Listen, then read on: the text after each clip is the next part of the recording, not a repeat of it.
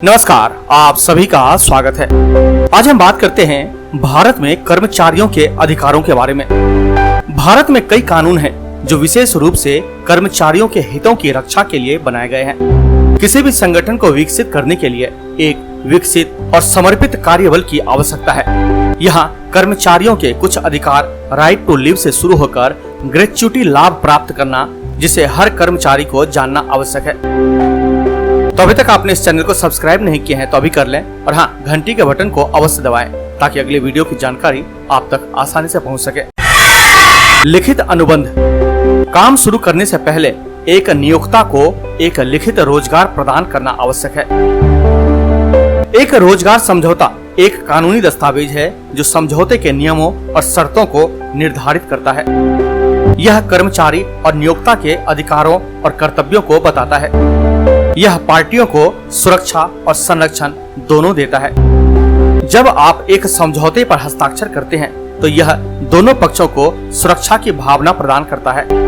एक रोजगार समझौता नियोक्ता और कर्मचारी के बीच संभावित विवादों को भी रोकता है। आप रोजगार समझौते पर हस्ताक्षर करने या स्वीकार करने से पहले पेशेवर सहायता ले सकते हैं। लिखित समझौते के कुछ महत्वपूर्ण खंड है, जैसे कि नुकसान भरपाई, भूमिका और जिम्मेदारियां, काम करने के घंटे, नौकरी, पदनाम, गोपनीय जानकारी का खुलासा न होना, विवाद समाधान विधि, छुट्टी लेने का अधिकार।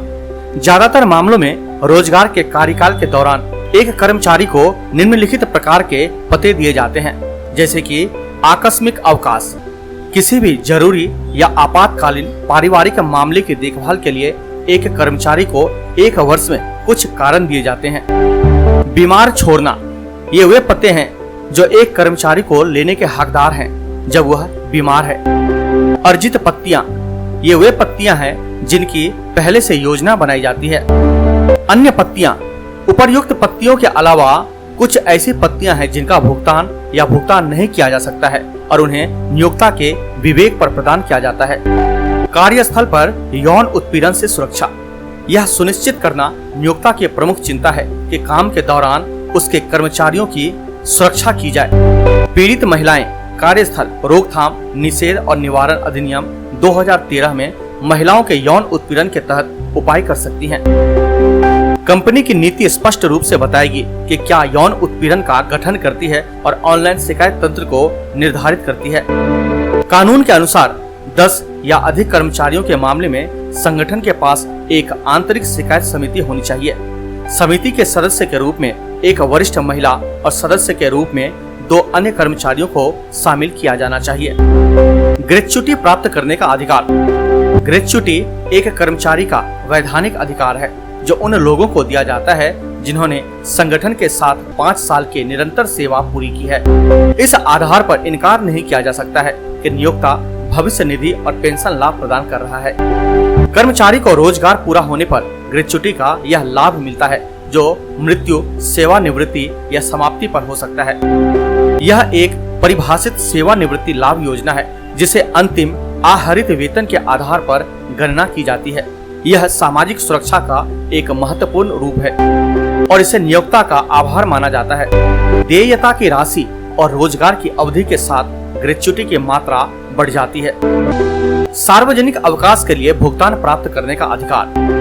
भारत 3 सार्वजनिक अवकाश गणतंत्र दिवस 26 जनवरी, स्वतंत्रता दिवस 15 अगस्त और गांधी जयंती 2 अक्टूबर मनाता है। स्थापना के बावजूद तीनों दिन सभी कर्मचारियों को छुट्टी देना अनिवार्य है। पुरुषों और महिलाओं के लिए समान वेतन। हमारा संविधान अनुच्छेद 39D के तहत पुरुषों और महिलाओं दोनों के लिए समान काम के लिए समान वेतन का अनिवार्य करता है। समान वेतन में अन्य सभी लाभ और पत्ते भी शामिल हैं। समान पारिश्रमिक अधिनियम 1976 नियोक्ता को समान कार्य के लिए समान भुगतान करने के लिए बाध्य करता है। परिवीक्षा पर कर्मचारियों का अधिकार। आमतौर पर कर्मचारियों के लिए परिवीक्षा अवधि 6 महीने है। नियोक्ता इसे अधिकतम 3 महीने तक बढ़ा सकता है। परिवीक्षा अवधि 2 वर्ष से अधिक नहीं हो सकती है। बीमा करवाने का अधिकार। रोजगार के दौरान किसी भी तरह की गड़बड़ी के मामले में कर्मचारी राज्य बीमा अधिनियम 1948 के अनुसार मातृत्व, पितृत्व लाभ। प्रत्येक महिला कर्मचारी को 26 सप्ताह का भुगतान, प्रसूति और क्रेच सुविधा प्राप्त करने का अधिकार है। कार्यस्थल पर गर्भवती महिलाओं के हितों की रक्षा के लिए मातृत्व लाभ को विशेष रूप से लागू किया गया है। प्रसव पूर्व अवकाश का भी 8 सप्ताह तक लाभ उठाया जा सकता है। कानून में 3 महीने से कम उम्र के बच्चे को गोद लेने पर 12 सप्ताह की छुट्टी भी दी गई है। इन दायित्वों में से किसी के साथ गैर अनुपालन कुछ मामलों में जुर्माना, यहाँ तक कि अभियोजन को भी मजबूर करता है।